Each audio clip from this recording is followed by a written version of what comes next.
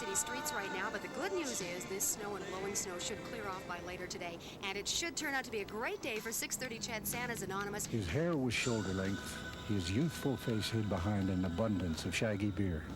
Over tight, faded blue jeans and an old bulky knit, he had thrown his pride and joy, a sheepskin wrap. It had a hole in the center through which he put his head.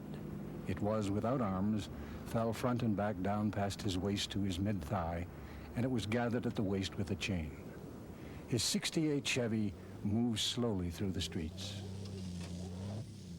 It stopped, then started again, making a U-turn at the corner where the driver gazed through the darkness of the night to view the street markers.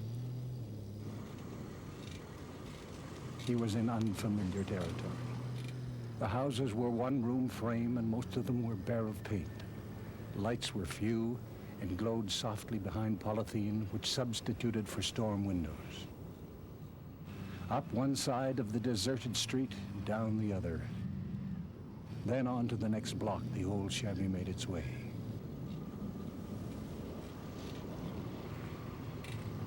It stopped,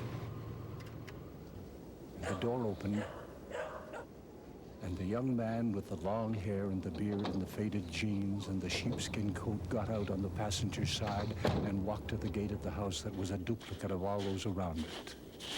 He walked slowly up the walk, trying to see the house numbers through the dark. He read them.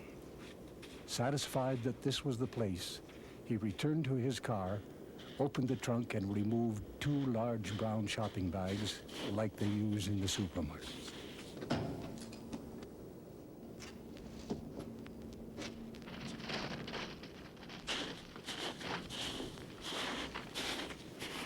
He returned to the front door of the old house and knocked gently. No answer. He knocked again, then he heard the sound of children. The door opened, and in a brief second, through the dim light inside, he saw poverty at Christmas time. The floor was bare. 3 little children were playing there with an old cardboard box. The kitchen table was covered with tattered oilcloth and was surrounded by 4 bare wooden chairs.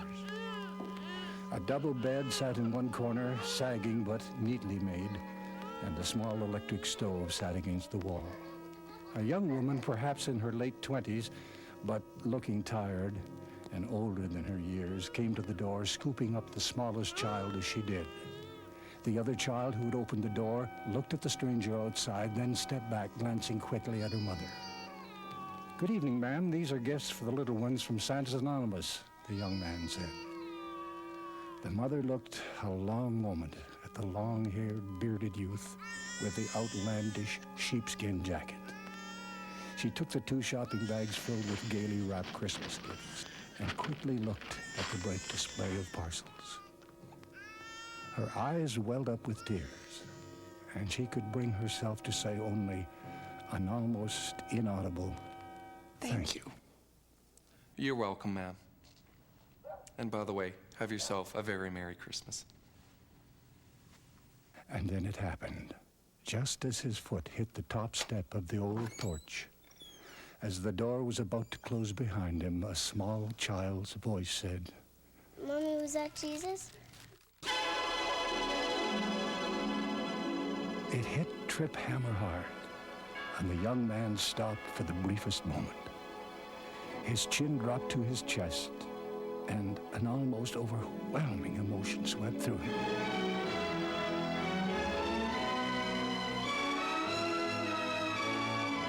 He walked slowly now to his ancient car, crawled in behind the wheel, sat there for a moment trying to get a deep breath. He wiped a tear off his bearded cheek and drove off into the night. It hadn't happened before. It might not ever happen again.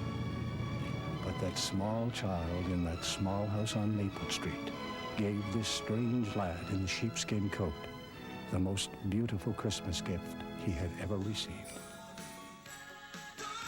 It is delivery day, which means a very busy day for our volunteers. And this year we have 25,000 children's names on our list. We could use some help.